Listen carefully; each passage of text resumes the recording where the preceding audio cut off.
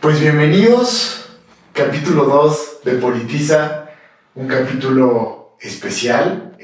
Hoy por primera vez, después de 5 o 6 días que arrancaban las campañas del Poder Judicial Federal, vamos a tener una gran plática sobre este tema.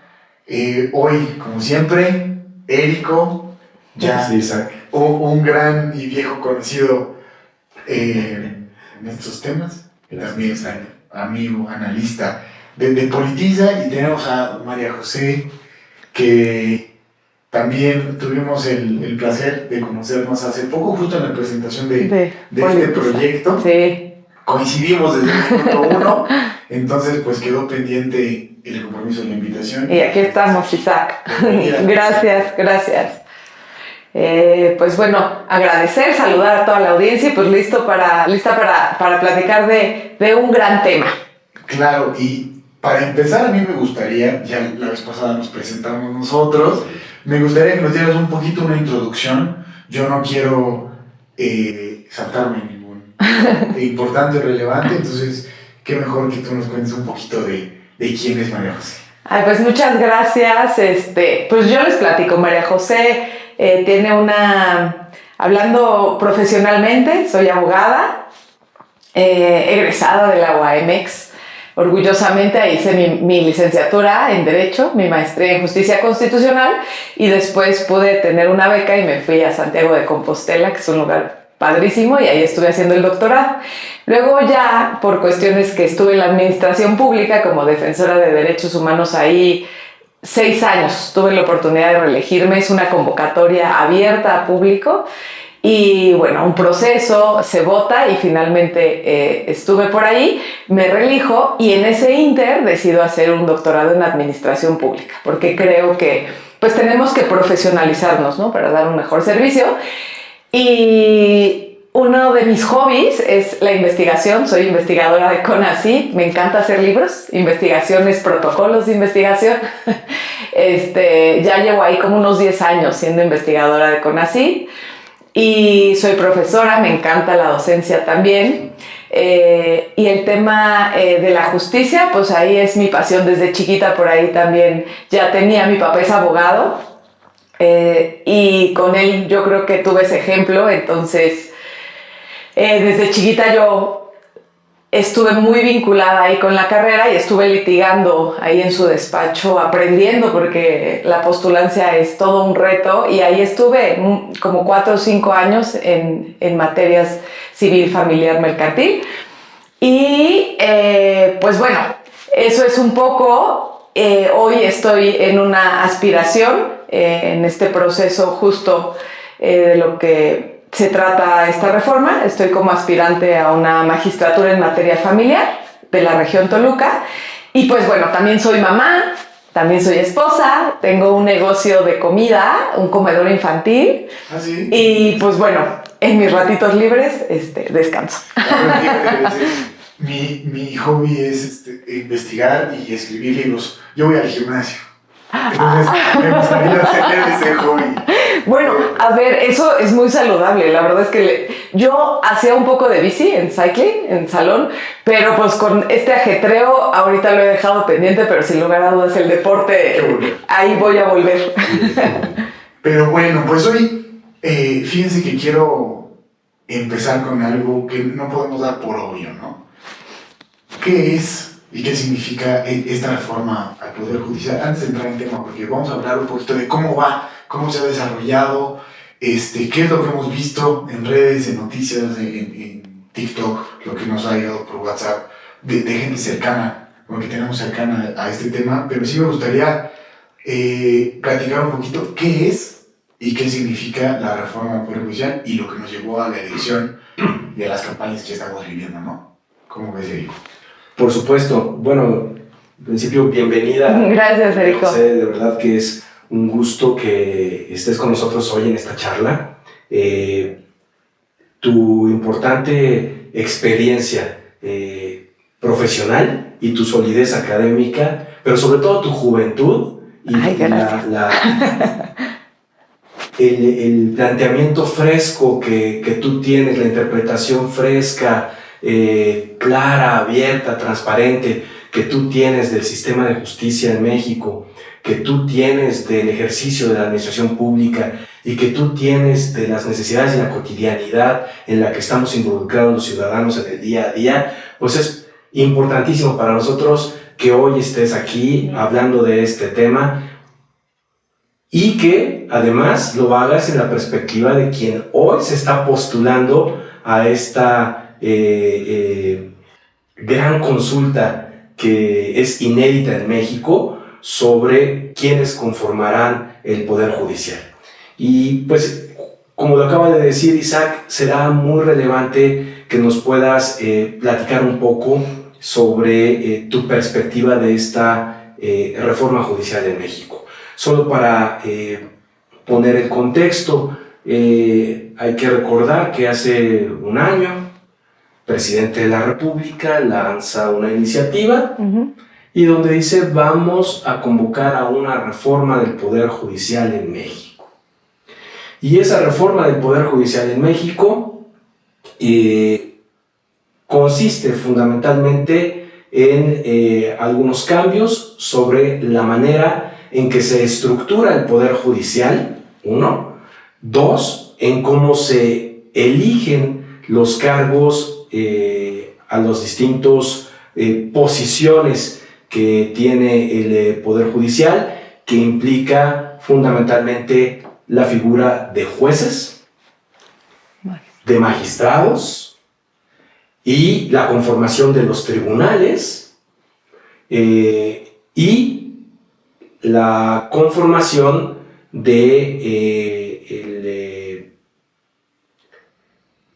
del máximo órgano de gobierno del Poder Judicial. La iniciativa fue aprobada por el Congreso y una vez que se tuvo la aprobación de la Cámara Alta del Senado, se hace extensiva para los 32 estados de la República y entonces la reforma del Poder Judicial implica una reforma al Poder federal e implica también su implementación en cada una de las entidades federativas del país. Por lo tanto, tiene un impacto importantísimo en uno de los temas centrales que es el equilibrio de poderes en México. Será una de las cosas en las que me gustaría que pudieras también expresarnos tu opinión, pero ¿por qué no nos platicas, María José, cómo debemos entender quienes no estamos relacionados con el funcionamiento del Poder Judicial? ¿Cómo es que se estructura? ¿Qué significa la figura de un juez? ¿Qué significa la figura de un magistrado? ¿Qué significa que los temas judiciales tengan que ser atendidos y resueltos por un máximo tribunal de justicia? Sí, pues muchas gracias, Erico. Fíjate que ya das todo el antecedente. Hoy estamos hablando de una reforma que costó trabajo que llegara con todos estos matices que tú dices y que se cuestiona de origen un perfeccionamiento, una renovación a un sistema. Sin lugar a dudas, todos los cambios creo que son buenos, con áreas de oportunidad. Y hoy hablamos que le toca al Poder Judicial, ¿no? ¿Por qué?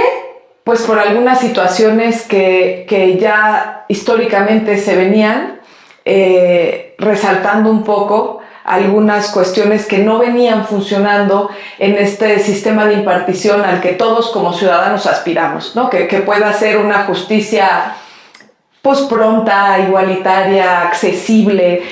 Lo cierto es que no nos está llegando como ciudadanos. Hoy hablo como una ciudadana, ¿no? Entonces ahí surge este planteamiento de renovar a un poder judicial. ¿Y esto qué implica? Pues evidentemente retos importantes, ¿no? Primero, el que tú me dices, oye María José, explícanos, la gente, claro, ese es el gran reto. La gente escucha reforma judicial, pero no sabemos bien qué está pasando. Entonces, ¿qué implica? Sí, creo que en dos sentidos, como ya lo refieres, un cambio de estructura. Hoy tenemos pues un órgano de disciplina, ¿no? Desaparecen los consejos, el Consejo de la Judicatura. A cambio de eso, pues tenemos ya a los magistrados de disciplina que van a ser electos. Se separa la función también administrativa. Se cambia la forma en que se eligen los jueces y magistrados. Y ahora tenemos un proceso democrático. Pero esto para los ciudadanos implica mucho, porque ahí ya los vinculantes, creo que la gente dice, el Poder Judicial. Y nos involucramos más en elegir a nuestro presidente municipal, porque es el que me da los servicios, ¿no? Es lo que estamos familiarizados para ir a votar a un presidente municipal, para exigirle a un presidente municipal, que es como la figura más directa que tenemos, ¿no? Hablando de poderes. A unos diputados que también escuchamos, que si bien no los tenemos tan cerca, pues sabemos que hay que votarlos y sabemos un poco cuál es su función. Y ahora aparecen pues, los famosísimos jueces y magistrados, ¿no? De los que todo el mundo decíamos, ¿no? A lo mejor es la primera vez que escuchan en su vida la palabra magistrados. Y entonces, pues aquí viene el gran reto, ¿no?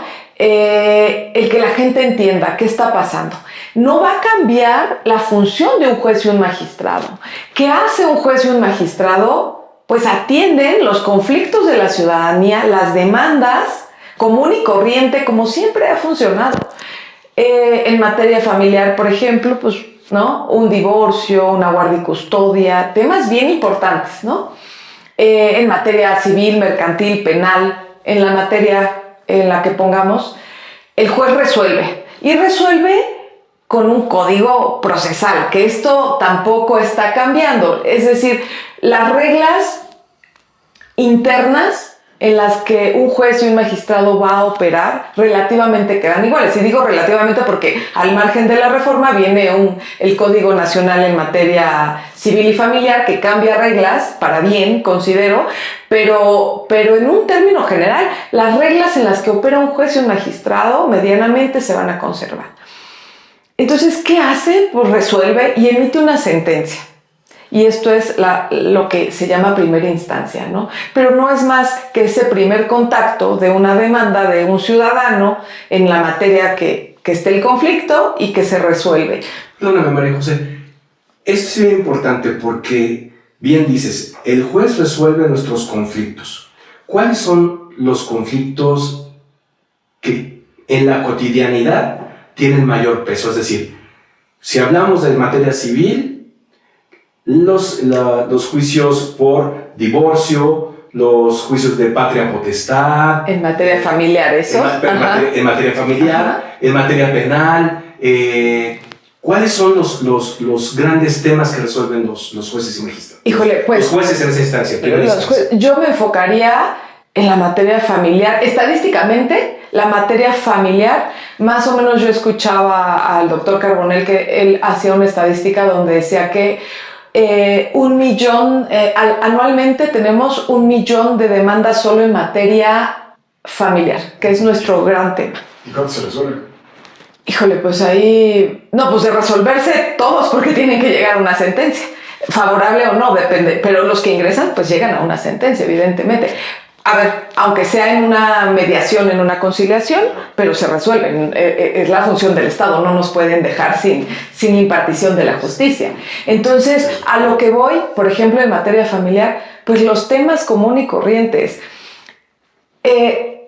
Tenemos un gran problema que es la violencia familiar, ¿no? A raíz del COVID eso se disparó, pero en materia en familiar volvió a incrementarse. Entonces, ¿qué temas cotidianos? Pues los que tenemos en la casa, ¿no? Violencia familiar, violencia de género, abusos sexuales, bueno, que ahí ya se va con el tema penal. Tenemos divorcios, tenemos guardias y custodias y alimentos, pensiones alimenticias. ¿no? Pensiones alimenticias, que pues es un tema muy común. Ya después tenemos en otras materias contratos, incumplimientos de contratos, en materia penal, pues cualquier tipo de delitos, ¿no? Comercial. En mercantil, sí, temas de empresas, incumplimientos, el tema de sucesiones, por ejemplo, también son juicios, híjole, bien largos. A mí cuando me tocó litigar, me tocó un asunto de 8 años de una herencia, ¿no?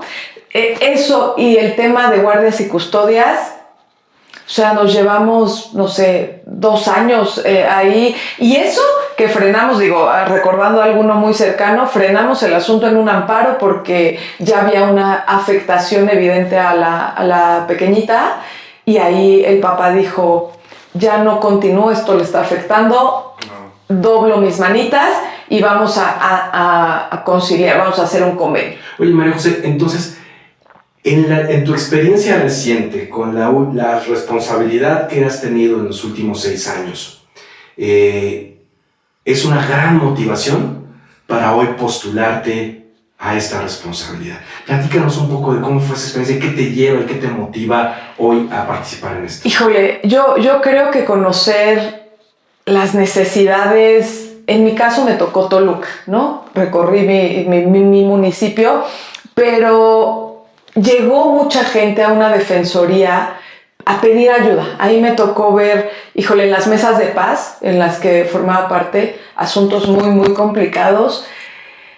Sobre todo mi preocupación personal, las infancias, ¿no? Entonces, la defensoría que ocupas o que ocupaste fue la defensoría la Defensoría de Derechos Humanos del municipio de Toluca. Estuve ahí como titular de la Defensoría de Derechos Humanos de Toluca y ahí me tocaba pues canalizar, ser ese lazo entre el ciudadano y las instancias estatales, porque evidentemente la Defensoría no resuelve, no da una sentencia.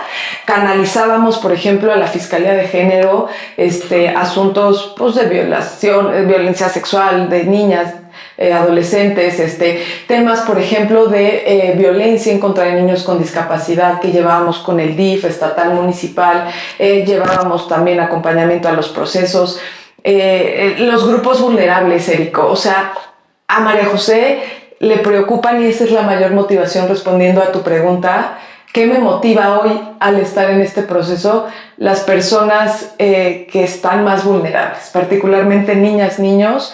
Y si le metemos una segunda fase en cuestión de discapacidad, hay un tema que hay que resolver, ¿no? Y el pensar en poder ser un operador jurídico que sea ese lazo entre poder emitir unas sentencias con esta perspectiva que decía la exministra Sánchez Cordero, son irreductibles. La perspectiva de infancia, de derechos humanos y de género en una sentencia son irreductibles. Y hoy eso es lo que necesitamos, y hoy creo que esa es la gran oportunidad en este proceso de cambio. Claro. Oye, ¿son irreductibles en términos jurídicos? Y son irrenunciables en términos de la responsabilidad administrativa del Estado. Claro. ¿No? Entonces, ¿cómo esta perspectiva, uno,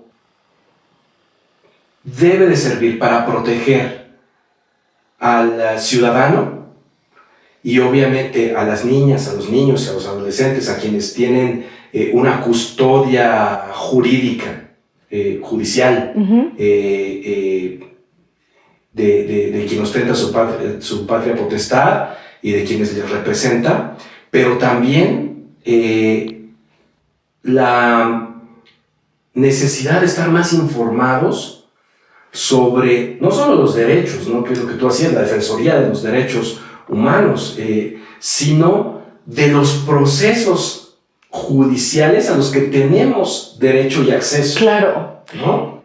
El acceso a la justicia muchas veces se vincula o se piensa que es por un tema de recurso económico, y creo que eso es lo que hay que cambiar mucho, ¿no? Los abogados de oficio del Poder Judicial que realmente entiendan a quién deben de servir, que es a este ciudadano que no tuvo para un abogado y que pide ayuda en un derecho humano que, como tú lo dices, no es opcional y que el Estado debe responder, que es la impartición de justicia. O sea, el que tengan acceso, independientemente del recurso o no con el que se cuente, a una sentencia justa y humana, agregaría yo, porque hoy, muy de la mano con la reforma, creo que esta reforma judicial va muy de la mano, yo así lo entiendo, con la reforma del 10 de junio de 2011 que tiene que ver en materia de derechos humanos. Y que para los que no son abogados, y no aburro con el tema, es ¿qué pasó? Que hoy tenemos un sistema de justicia ya ahora perfeccionado con un poder judicial, porque es diferente la cuestión.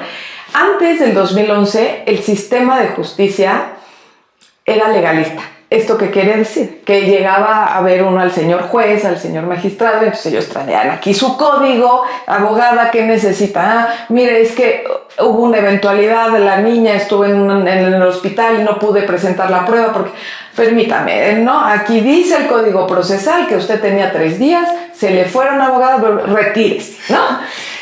Un poco en ese sentido, que quiere decir que el derecho se regía por la norma y que la norma era la base o el centro de nuestro sistema. A partir del 2011 esto cambia y dicen, ahora el ser humano, la persona, debe de ser el centro. Y con esto es que hablamos de la perspectiva, ¿no? de estas perspectivas que hoy forman parte de ese centro. Y hoy, por eso, porque aquí no, y lo digo con mucho cuidado, no hablamos de la impartición de justicia de manera subjetiva. Hay que ser muy responsables de lo que se está diciendo. Hoy este cambio permite ponderar en materia de derechos humanos y esto da una pauta a que sean criterios basados en normas de derechos humanos que se puedan ir aplicando o dejando de aplicar de acuerdo al caso concreto. Por eso tenemos que tener puntual atención en quién van a ser nuestros jueces y magistrados, porque ellos son los que van a ponderar, ellos son los que van a tener que hacer este ejercicio de interpretación para decidir con quién se queda la niña o el niño. Por supuesto. ¿No? Y mira, qué bueno que llegaste a este tema, porque ya lo pusimos en un contexto, y creo que no hay mejor contexto para entrar en materia de a quién vamos a elegir y la responsabilidad que vamos a poner en sus manos que el tema familiar, porque es algo en el que nadie puede dejar de ser empático, porque todos tenemos un caso cercano. Entonces, quizás si nos vamos a la materia civil, si nos vamos a la materia penal, tú lo ves quizás un poquito lejano, pero si lo ves en el tema familiar, vas a decir, digo, ojalá no, pero ¿qué tal que yo tengo que llegar a ese punto? Claro. ¿Quién va a ser responsable de juzgar esto? Entonces, yo tengo algo muy importante, una pregunta que es, ¿qué tanto conocimiento, qué tanto conocimiento tiene que tener la ciudadanía sobre quiénes son sus candidatos, el adentrarse en quiénes son, su trayectoria, sus valores, sus pensamientos? Como jueces, Isaac. Estamos hablando ahorita de la primera instancia. De la primera instancia. Como jueces, ¿no? Primero jueces. Y luego, ¿cuál es la obligación de los candidatos? Pues de demostrar eso que debe de conocer la gente. Claro, o sea, ¿qué tanto debería de conocer la ciudadanía y qué tanto se debería de acercar a ella? Ese, Isaac, es el reto, la participación ciudadana, y no solo de voy y voto. No me refiero solo a esa participación, me refiero a la participación de querer conocer a los candidatos, claro, de querer estar informado de un proceso tan histórico como es el que estamos viviendo. Entonces, yo siempre he creído que, y yo lo decía mucho cuando llegaban y exigían derechos humanos porque el Estado, espérame, por supuesto, pero todo es una moneda de dos lados. Por supuesto, el Estado te debe de garantizar el derecho humano de acceso a la justicia, el que quieras, ¿no? La responsabilidad estatal. Pero ojo, el otro lado es ese compromiso que nosotros tenemos como ciudadanos, de hacer lo que nos toca. Y hoy lo que nos toca como ciudadanos es informarnos, conocer a los aspirantes, salir a votar y ejercer este voto con responsabilidad. Por supuesto, un gran reto para la gente, Erico, porque pues vamos a tener muchos candidatos, ¿no? ¿Cómo los conozco? Bueno, pues afortunadamente hoy el medio que nos dan es el que le gusta a mucha gente, que es el estar todo el día en el teléfono. Que alguien, yo no conozco ahorita a alguien, muy pocos, ¿no? Y ya a lo mejor de la generación de mi papá para arriba, que no les gusta estar ahí en este tema. Pero de ahí en fuera, hoy tenemos, para bien o para mal, y digo para bien para la gente, porque es un tema muy accesible en las redes sociales, para mal, un poco limitado el tema para los aspirantes, que no tenemos tantas posibilidades de movernos, pero lo cierto es que a través de ahí tienen que conocer a los aspirantes, al margen de lo que está haciendo el INE y los institutos electorales a través de sus plataformas, que tienen una gran chamba, ¿no? Claro. El dar a conocer a los aspirantes. Y ahora, ¿los vas a conocer en qué sentido? Profesionalmente, personalmente, jurídicamente. Hablamos de qué hablamos los aspirantes para que nos conozcan. Te platico de mis valores, pero y entonces... Oye, ¿por qué solo está hablando de eso? Ya tenemos estos días del domingo para acá de experiencia y entonces parece que y ahí lo hablo yo como aspirante, ¿no? Como candidata, yo digo, claro, nos tienen que conocer en el lado personal, en el lado de valores, porque ahí está donde hay que generar esa empatía y conectar con la gente. Y es hoy la bondad de esto, ¿no? De que la gente pueda conocer de manera más abierta a los juzgadores. ¿A quién va a elegir? Mira, hay un tema para poner en contexto a quienes nos ven y nos escuchan. Un juez era electo, por decir así, o llegaba a ser juez por algo que conocemos como la carrera judicial, que sería el símil al servicio profesional de carrera. Es decir, yo me incorporo al Poder Judicial en distintos niveles, desde los más bajos, desde secretario, y voy ascendiendo a través de una carrera judicial. Esa carrera judicial se daba, uno, sí por conocimiento, por la formación como abogado, dos, por mérito, claro, ¿no? Es decir, por la profesionalización en la materia en la que uno se va desempeñando y finalmente por una certificación. Este procedimiento por el cual se llegaba a ser juez, hoy cambia. Y esta es la primera vez en donde vamos a salir a elegir a nuestros jueces en esta primera instancia, que son los responsables de determinar la justicia, bien lo decías, pronta, expedita, confiable, de los temas que son de nuestro interés. Pero bueno, de ahí la relevancia de que podamos elegir a quienes tienen un perfil, sí como abogados, que son conocedores de los temas. De la praxis jurídica. Sí, que sepamos que no solamente pasaron por una escuela de derecho, por una facultad de derecho. Sino que saben resolver. Sino que saben resolver. Uno. Dos, que tienen los valores, la experiencia de vida, la convicción de defender al ciudadano. Y tercero, que conocen los procedimientos por los cuales se va a ejercer evidentemente y efectivamente la justicia. Entonces yo quisiera que pudieras platicarnos por qué María José, en términos de sus conocimientos jurídicos, en términos de su experiencia y en términos de sus valores.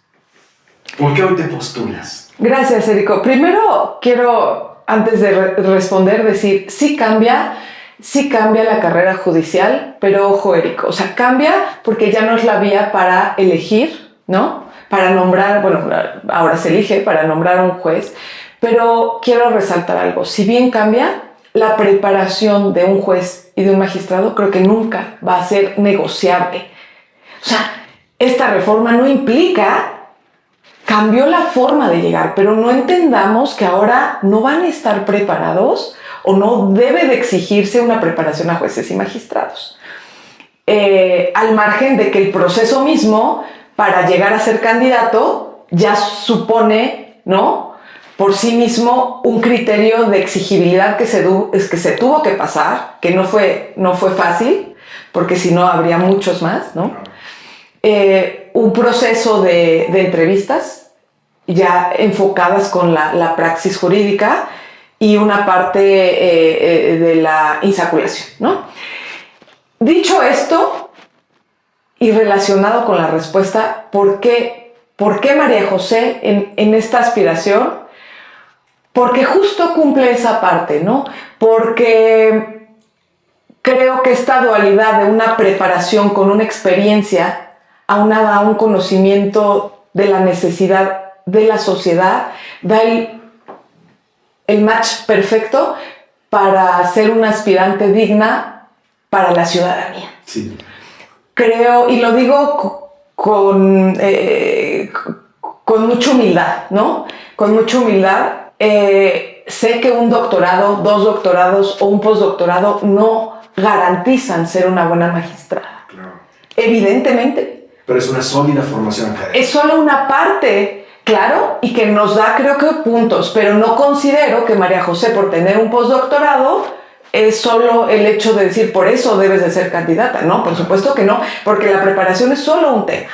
Sin duda. Hay otra parte que hay saber resolver, conocer los procedimientos, haber estado dentro de, y no me refiero dentro del Poder Judicial, porque no es a lo que me refiero, estar dentro de la materia jurídica, dentro de resolver un asunto familiar, haber litigado, haber ingresado, procedimiento. Evidentemente un amparo, pues todos los que no debemos de saber hacer un amparo, y esto me refiero a tener ahora sí, al margen de los estudios, la norma y el conocimiento procesal y constitucional que debemos de tener para poder servir como operadores y poder llegar al fin, que creo que es sentencias, no creo, estoy segura, sentencias justas, hoy con un toque humano, que es a lo que me refería de estos irreductibles, con una perspectiva de grupos vulnerables, particularmente género, infancias, y derechos humanos, ¿no? 3 valores que te identifican.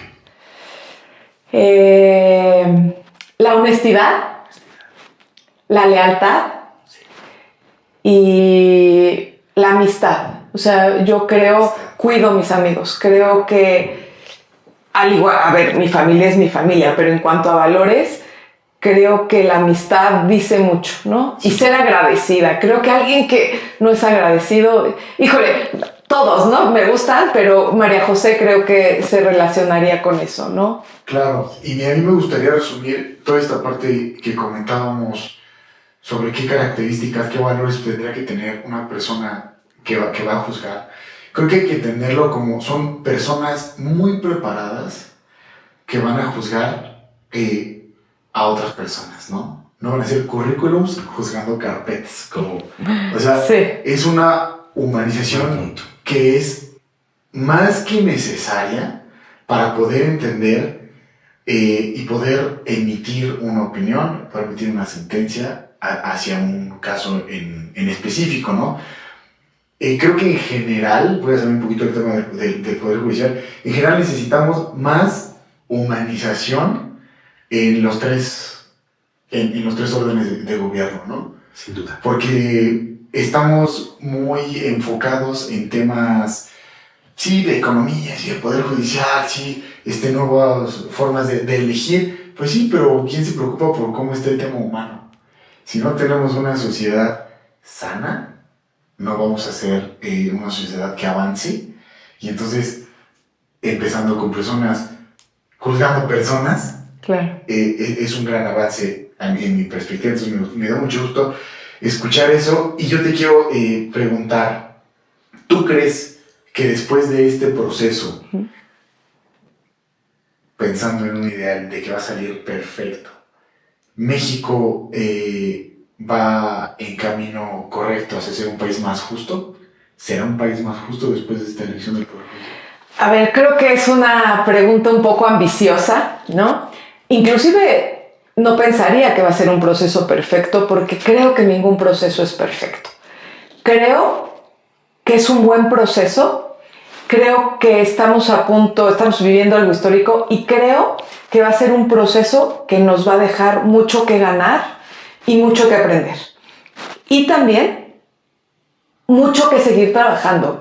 Evidentemente creo, y eso como ciudadana, como abogada, ¿no? Y como aspirante, yo creo que de esto aprenderemos todos y que sí debe de haber un cambio porque hoy el perfil, necesariamente va a haber un cambio, Isaac, porque hoy ya no hablamos de estos perfiles solo de la misma carrera judicial y el mismo, ¿no? Hoy el tema, y si tú miras un poco a los aspirantes, a los candidatos que hay, el tema es muy variado. Traen, unos vienen de Poder Judicial, otros no, otros de academia, otros de abogados postulantes, otros, ¿no? Lo cierto es que hay muy buenos, ¿no? Ya hay encuestas que están evaluando, ¿no? Poniendo calificación a los aspirantes y creo que hay muy buenas opciones que sin lugar a dudas va a dar algo distinto a lo que hoy se está dando. Va a haber un cambio y yo creo que puede ser a favor. Yo creo que sin lugar a dudas ahora la justicia, y insisto ahora también con con el Código Nacional Civil y Familiar, va a haber cambios importantes en cómo resolver las sentencias. Y ahora los magistrados, ¿no? Hablando ya de segunda instancia, también van a tener una jurisdicción importante y una participación importante con el código, no hablando propiamente de la reforma, pero todo esto, ¿no? O sea, sí o sí, mira, seguimos hablando de la reforma del 2011 y ya tiene un montón que pasó. Y yo en la Defensoría seguí explicando la reforma. Entonces, el cambio no va a ser inmediato. Como todo, tiene que llegar, tiene que permear, tenemos que ver qué funcionó, qué hay que cambiar, ¿no? No va a ser perfecto, pero de la mano con todos los cambios que ya vienen en nuestro sistema de justicia, creo que el resultado va a ser positivo. No sé si la gente lo va a alcanzar a ver para el 12 de diciembre, ¿no? Se toma funciones en septiembre y yo sé que todos esperaremos que ya las sentencias para el 12 de diciembre sean distintas. No creo que vaya a ser así. Un millón de sentencias y no, y que se avancen los procesos y que lleguen, porque tampoco, los candidatos no podemos prometer cosas que no van a llegar, ¿no? Entonces será transitorio, pero creo que vamos por la línea correcta y creo que va a haber buenos cambios. María José, magistrados. ¿Cuál es el papel de los magistrados?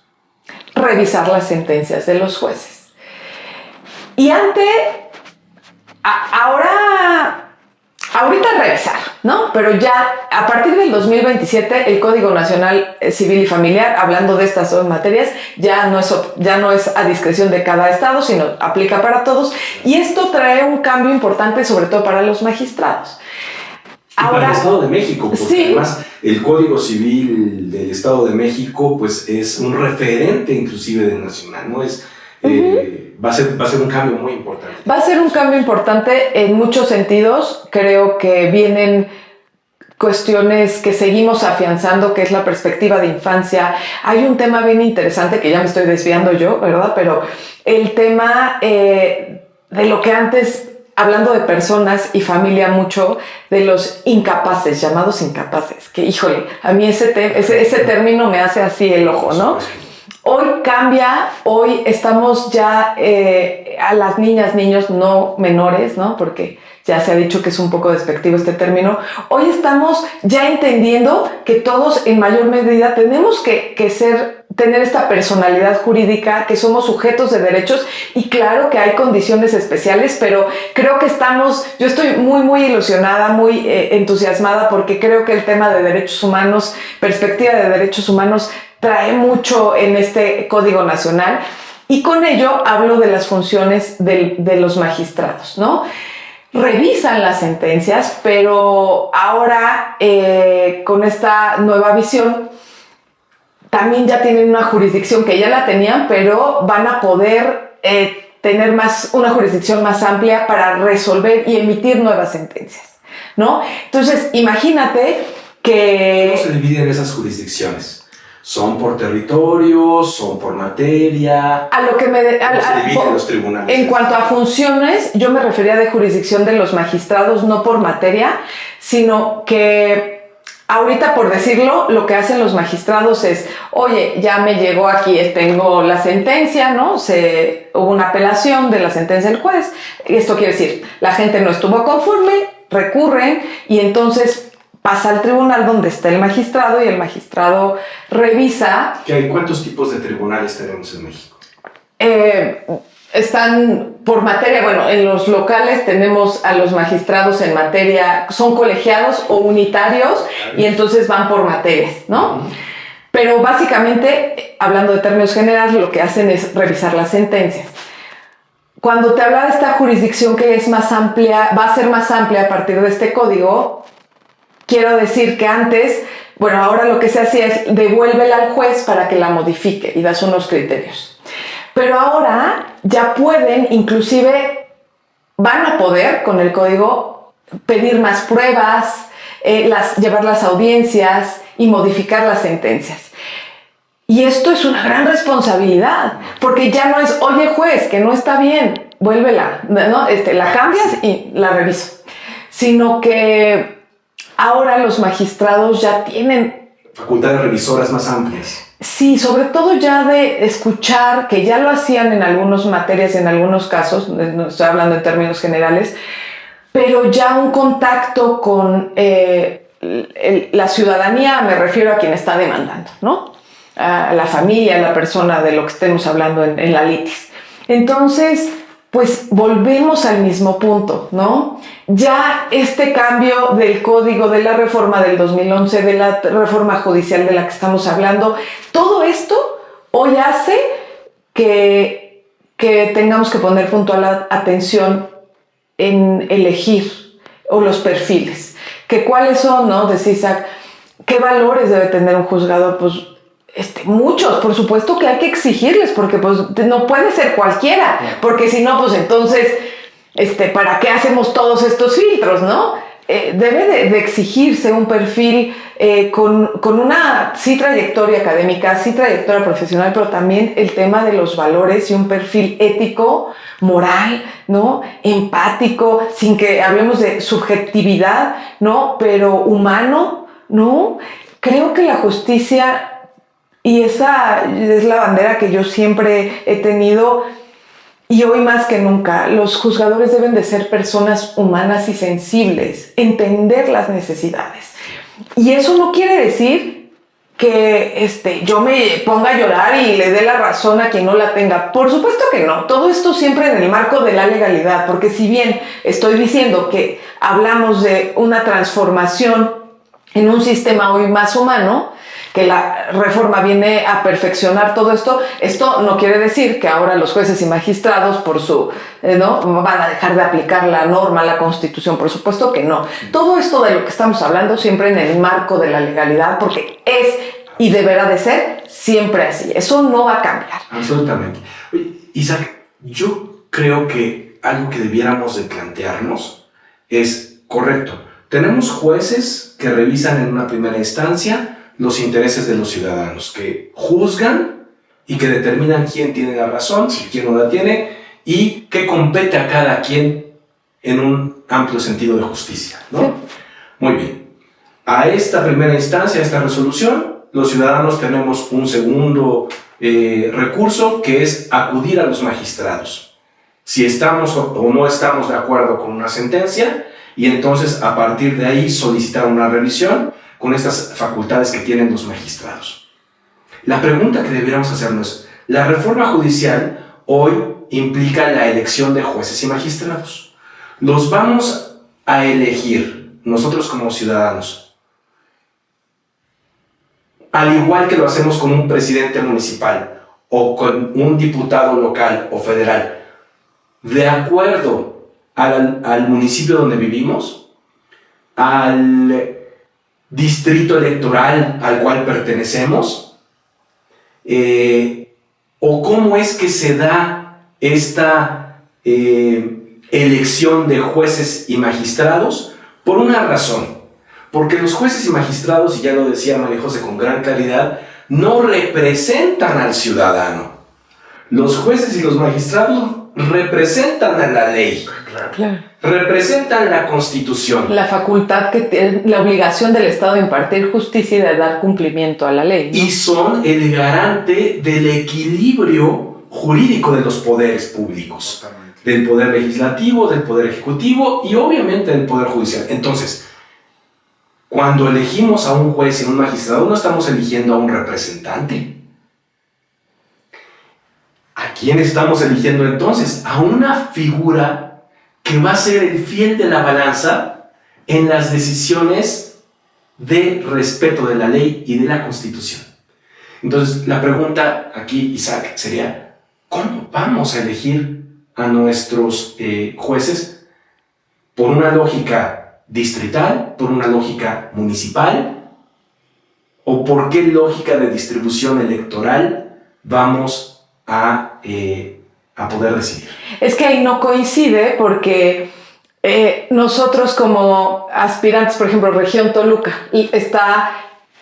Región Toluca, hablando del Poder Judicial, le tocan unos distritos judiciales del Poder Judicial, que cada distrito trae unos municipios. Que no son los mismos estos distritos judiciales a los distritos electorales por los cuales elegimos al... Claro, sí. A ver, ya hablando del tema de la elección, de la votación, va a ser un poco más compleja de lo que estamos acostumbrados, ¿no? Hablando como ciudadanos, pues ni vamos a ver un partido político porque no se va a ver y porque no está ligado a partidos políticos.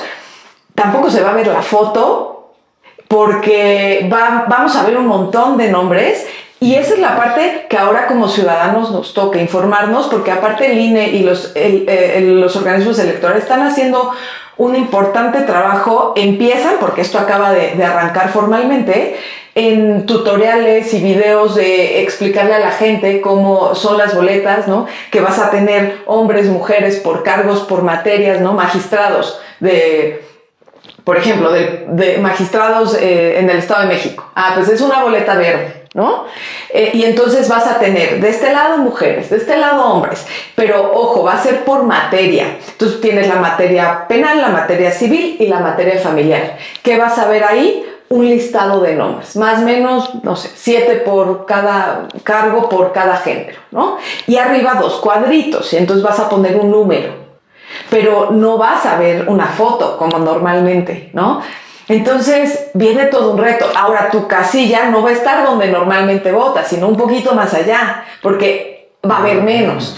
Pero al final del día es lo que nos toca, y hay que ser ciudadanos responsables, hay que informarnos y respetando la postura de guste o no, esta reforma ya está, y es lo que hay, y es lo que nos toca, y hay que ejercer ese derecho al voto y informarnos y con responsabilidad elegir. Si no nos va a dar tiempo de, a lo mejor porque nos vienen 10 boletas, ¿no?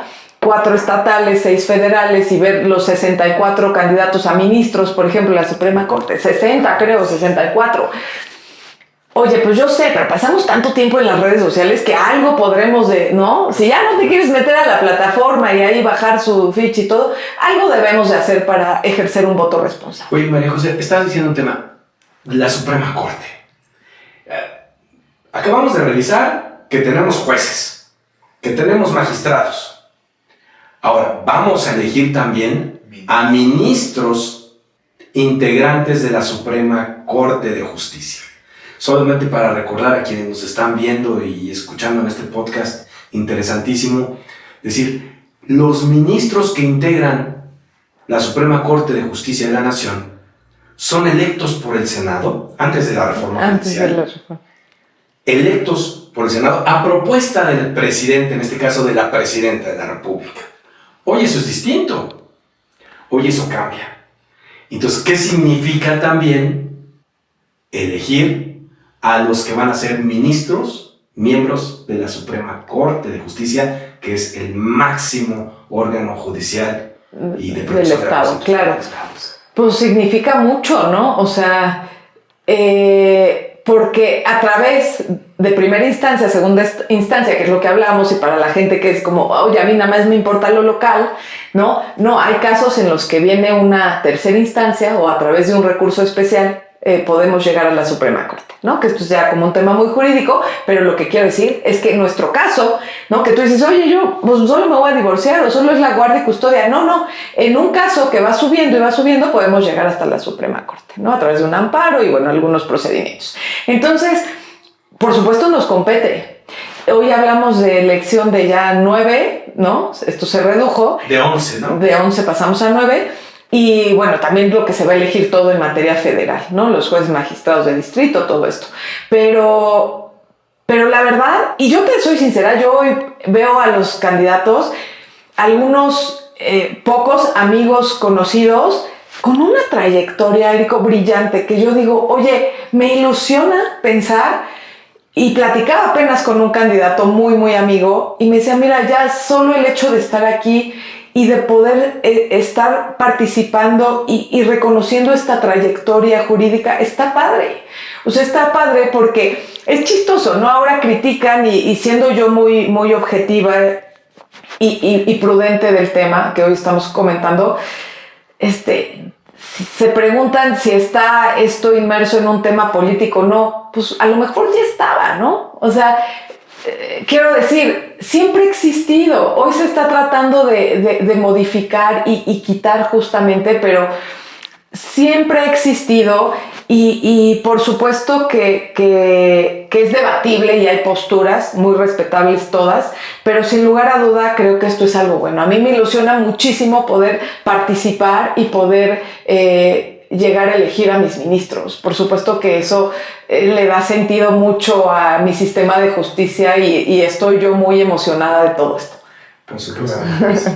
Pues miren, yo, para no alargarnos más, que vamos a estar aquí horas con este tema, quiero tener una última pregunta a los dos. Yo tengo mi opinión muy personal, lo comentamos hace rato Érico y yo, en un cafecito. ¿Qué piensan de lo que hemos visto de las campañas que ahorita llevan 5 o 6 días? ¿Qué opinan? ¿Qué es lo que esperábamos? ¿Nos están sobrepasando? ¿Se están quedando cortos? ¿Qué es lo que tienen que mostrar los candidatos, ¿no? Que hablábamos hace rato. ¿Qué piensan? Y que no tienen que mostrar, o sea, porque hay unas candidatas que están mostrando más, ¿no? Bueno, si me permites, yo creo que, yo creo que hay que hacer este proceso, quienes estamos dentro, con mucho respeto. Una cosa es que nos tengan que conocer y otra, ¿no? Y que tengan que conocer un poquito más del tema jurídico y de nuestras habilidades como operadores jurídicos, como abogados postulantes, ¿no? En eso estamos de acuerdo. Que tenemos sí o sí, porque, por supuesto que se ha criticado mucho, pero pónganse en el lugar de un aspirante, un candidato. No, tienes que ganar votos, tienes que ganar seguidores, pero, platícale solo de derecho. ¿Cuántos vas a ganar? Pero ojo, esto no quiere decir que nos vayamos a un extremo de hacer, no quiero utilizar una mala palabra, algunas cuestiones, ya que creo que no van con la esencia. No podemos abaratar tampoco el tema de la función de un juez y un magistrado. Señores, una cosa es que yo quiera aspirar y otra que tenga que salir haciendo una visión para oye, no, porque eso sí creo que es una falta de respeto al pueblo, a la figura de un juez, de un magistrado, del Poder Judicial, de la elección. No, yo no comparto, y eso es una opinión muy personal. A mí no me verán haciendo una visión porque creo que eso no va y no es lo que el pueblo necesita. Necesita, claro, que le expliques, no necesita una conferencia de alto nivel, ¿no? De un proceso familiar. Necesita que le expliques para él qué implica el que puede elegir que es un juez, un magistrado, algo muy coloquial, pero tampoco visiones. Entonces yo creo que estamos ahí en una línea donde vemos unas cosas bien bárbaras que no deberían de pasar, pero pues lo cierto es que pues las reglas no están muy claras y están, también los entiendo, los candidatos pues están ocupando todos sus recursos de imaginación, creatividad y todo lo que quieran, pues para ganar esta parte de seguidores en una campaña que está muy limitada al tema de redes sociales, ¿no? Por supuesto. ¿Cómo ves, Nico?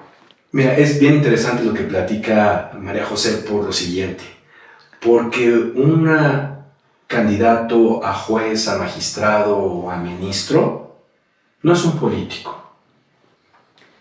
Están haciendo campaña en una condición especial, no en la condición natural de un político que está buscando representar a la ciudadanía, que es el punto que ponía yo sobre la mesa hace un momento. El juez y el magistrado no va a representar al ciudadano. Decía María José con toda claridad, el pueblo tiene que elegir, pero sí, el pueblo es el depositario del poder soberano, de la verdadera voluntad social. Pero siempre lo hacemos en una elección dándole esa facultad de representarnos al presidente municipal, al gobernador o al diputados y presidente de la República. El gran reto que tienen hoy las y los candidatos, que como María José se están atreviendo con gran valor y decisión a esta primera experiencia en México de elegir a nuestros jueces y magistrados, es cómo voy a llegar a ofrecerle a la ciudadanía una visión y la seguridad de que votando por mí van a obtener o van a lograr un mejor acceso a la justicia, decisiones justas, equilibradas, prontas, expeditas, y cómo van a tener la certeza sobre un sistema judicial al cual nos manteníamos ajenos. Entonces, primer reto, ese. Segundo reto, cómo logras, como candidato, desvincularte de lo que tradicionalmente se da en la política o en el proceso electoral entre partidos políticos. ¿Por qué? Porque en la política, de manera natural, conviven en el espectro político los partidos de izquierda, de centro y de derecha. Y esta visión que hoy se está transformando en nuestro país en la manera de elegir, pues de manera directa también permea a la elección de los jueces y magistrados. Decía con claridad María José, no puedes desvincularte de un sistema político, de un sistema electoral acostumbrado a estas prácticas. Claro. El reto, entonces, me gusta mucho lo que dice María José, es cómo no caes en esas prácticas. Cómo le das originalidad, autenticidad, pero sobre todo seriedad a tu postulación. Y yo te felicito porque a mí me gusta mucho cómo has mostrado en tus redes sociales y en estos 5 días que llevamos de campaña a la María José experta en Derecho y Administración Pública, a la María José mamá, a la María José convencida de que los derechos humanos son el centro y el eje de entender lo público. Y bueno, hoy lo que nos has compartido pues es una muestra de eso. Muchas felicidades. Muchas y el mayor gracias. De los éxitos, María José. Muchas gracias, Erico. Muchas gracias, Isaac. Pues ya estaremos, a mí me toca hasta el 24, estaremos aprendiendo mucho de las federales. Ya muy ansiosa de empezar este proceso que seguro va a ser muy bueno para todos y pues bueno, que sea para bien sobre todo de las y los mexicanos, de todos los que desafortunadamente llegan a un tribunal, y estoy segura que estaremos poniendo nuestro granito de arena para que esto fluya de mejor manera en este gran derecho humano que es el acceso a la justicia. Claro que sí, pues bueno, qué interesante plática, muchísimas gracias de verdad, vamos a estar continuando con ese tema del Poder Judicial. Igual en una segunda visita no nos queríamos. Pues claro. El día de hoy. Entonces, nos faltó tiempo. Claro, pero pues bueno, síganos para este tema del Poder Judicial, por otros temas de interés público, Politiza MX en todas las redes sociales. ¿Tus redes sociales? Estoy como Majo Bernal Ballesteros. Síganme en Facebook, TikTok, Instagram y X. Buenísimo, pues muchísimas gracias y nos vemos. Muchas gracias.